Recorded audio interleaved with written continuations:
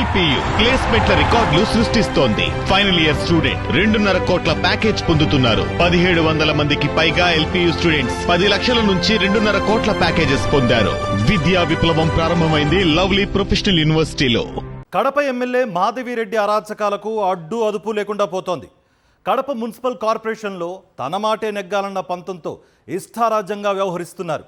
Corporation సమావేశాలు సజావుగా సాగనీయకుండా అడ్డుపడుతూ అభివృద్ధికి ఆటంకాలు సృష్టిస్తున్నారు. ఎమ్మెల్యే అడ్డగోలు వ్యవహారాలతో కార్పొరేటర్లు తీవ్ర ఆగ్రహంతో ఉన్నారు.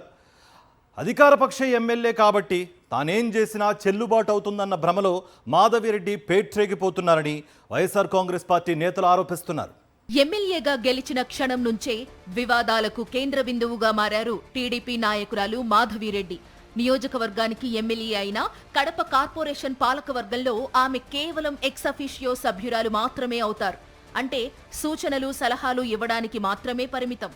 ఎమ్మెల్యేగా ప్రభుత్వం తనకి ఏదైనా నిధులు కేటాయిస్తే వాటిని కార్పొరేషన్లో అభివృద్ధికి కేటాయించాలి.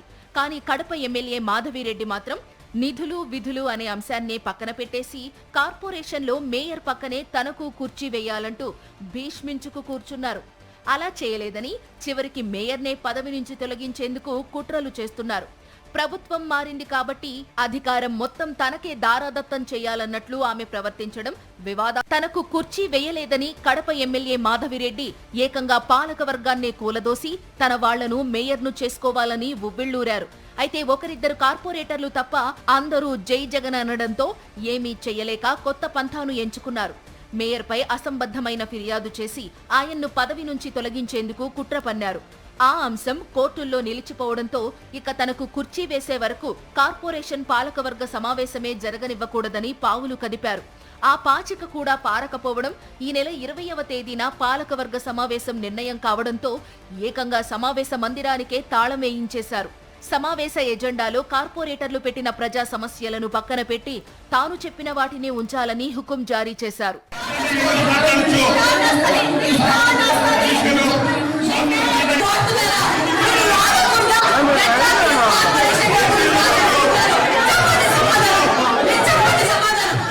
ఇదిలా ఉంటే కార్పొరేషన్ సమావేశాలను ఎట్టి పరిస్థితుల్లోనూ నిర్వహించాలని వైఎస్ఆర్ కాంగ్రెస్ పార్టీ నేతలు పట్టుదలగా ఉన్నారు. అయితే ఎలాగైనా సరే సమావేశాలు అడ్డుకుని తీరాల్సిందేనని మాధవిరెడ్డి రచ్చ రాజకీయాలు చేస్తున్నారు.